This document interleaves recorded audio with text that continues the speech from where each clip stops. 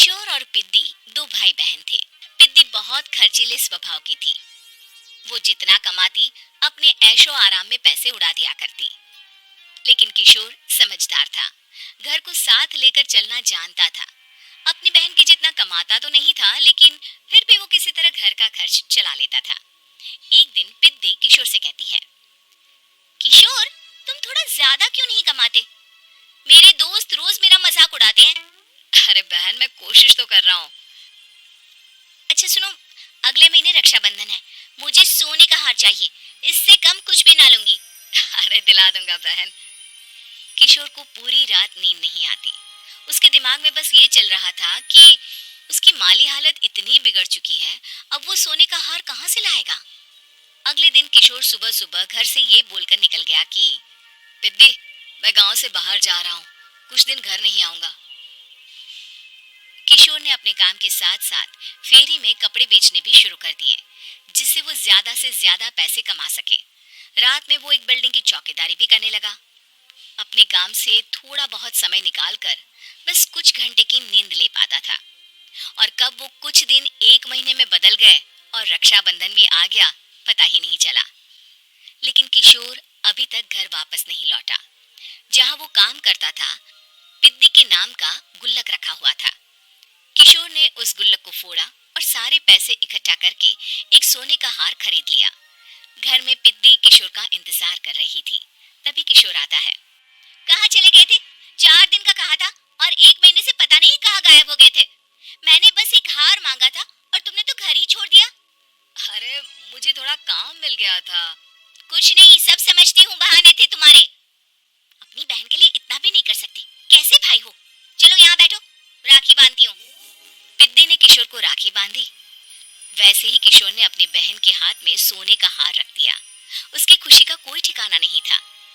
वो मिठाई खिलाए बिना ही नेकलेस लेकर चली गई और शीशे के सामने अपने गले में हार रखकर देखने लगी। किशोर ने लड्डू उठाया और खुद ही खा लिया। ऐसे कई साल गुजर गए। एक दिन पिद्दी की नौकरी छूट गई। अब वो पूरी तरह किशोर पर डिपेंड हो गई थी। आए दिन किशोर को अपने महंगे महंगे शौक गिनाकर उससे पैसे मांगा करती थी। किशोर, कुछ पैसे देना, मुझे पार्लर जाना है। किशोर बिना कुछ बोले उसे पैसे दे देता।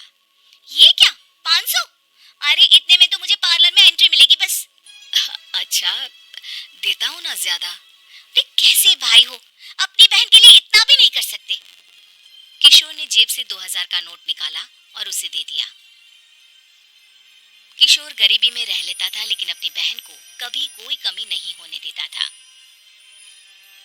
बेटा, पिद्दी तुम्हारी बहन है, उसे कभी किसी चीज की कमी मत होने देना और उसका ध्यान रखना, क्योंकि भाई का फर्ज होता है अपनी बहन का ध्यान रखना। किशोर ने माँ की कही ये बात हमेशा के लिए याद कर ली थी। शायद माँ की इसी बात की वजह से किशोर पिद्दी की हर जिद पूरी करता चला आ रहा था। किशोर, आज मैं अपने दोस्तों के साथ पार्टी करने जा रही हूँ, मुझे कुछ पैसे दो ना।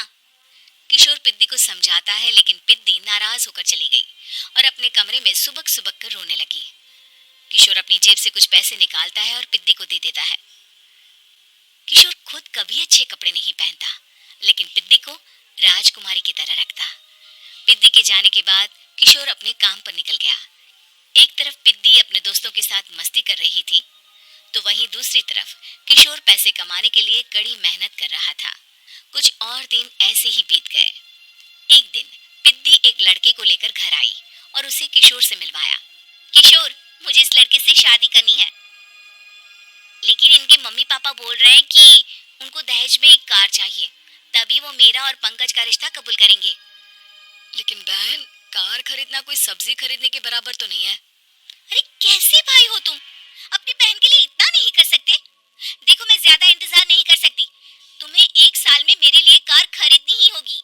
अच्छा पंकज, एक काम करो, कल तुम अपने माता पिता को घर बुला लो, मैं उनसे तुम्हारे और पिद्दी के रिश्ते की बात कर लेता हूँ। अगले दिन किशोर के छोटे से घर में पंकज और उसके माता पिता आते हैं। बेटा, तुम्हारी बहन ने हमारी शर्त तो बता ही दी होगी। जी बेटा, तुम तो इतने छोटे घर में रहते हो, दहेज कहाँ से लाओगे? मैं अपनी बहन की खुशी के लिए सब कुछ कर सकता हूँ। पंकज और पिद्दी का रिश्ता तय हो जाता है। किशोर अब अपनी क्षमता से 4 गुना ज्यादा काम करने लगता है। सुबह सबके घरों में न्यूज़पेपर फेंकता, दिन में मजदूरी करता और रात में चौकीदारी करता। खूब मेहनत करके किशोर ने अपनी बहन की शादी के लिए पैसे जुटा लिए। उसने अपनी बहन के लिए कार खरीद ली। जब वो पिद्दी के ससुराल वालों से मिलने गया तो उन्होंने किशोर से और पैसों की मांग की। इस बार किशोर हार चुका था। पिद्दी, पिद्दी माफ करना, मैं तुम्हारी शादी उस लड़के से नहीं कर सकता। वो लालची लोग हैं, उन्हें सिर्फ पैसों से मतलब है। देखो किशोर, मैं पंकज से ही शादी करूंगी। क्योंकि पिद्दी ने तो किशोर की बात न मानने की जैसे कसम खा रखी थी। किशोर ने पंकज को घर बुलाया। पंकज, तुम अपने माता पिता को समझाते क्यों नहीं हो? भैया, वो हमारी शादी के लिए मान गए, मेरे लिए तो यही बहुत बड़ी बात है।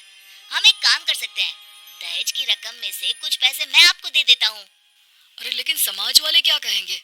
अरे जब दुनिया को पता चलेगा तब ना। अच्छा, कुछ पैसे मैं अपने मालिक से कर्ज में ले लेता हूँ।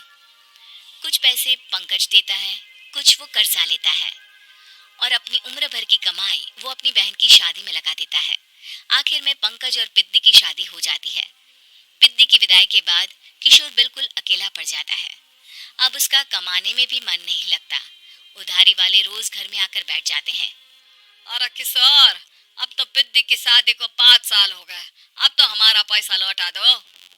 चाचा, पिद्दी के जाने के बाद किसी भी काम में मन नहीं लगता। अरे तो हमारा पैसा कैसे वापस मिलेगा? जी, कुछ करता हूँ मैं। किशोर के ऊपर बहुत सा कर्जा चढ़ गया था, इसलिए उसने तय किया कि वो ये घर बेचकर सबके पैसे लौटा देगा। अगली सुबह शहर के किसी साहूकार को उसने अपना घर बेच दिया और सबके पैसे लौटा के वो गांव छोड़कर चला गया। पिद्दी ने शादी के बाद कभी अपने भाई का हाल तक नहीं पूछा। किशोर को फर्क नहीं पड़ता था। बस ससुराल में उसकी बहन खुश है, ये जानकर उसे खुद की खुशी मिलती थी और ये सोचकर कि उसने माँ से किया हुआ वादा पूरा कर दिया।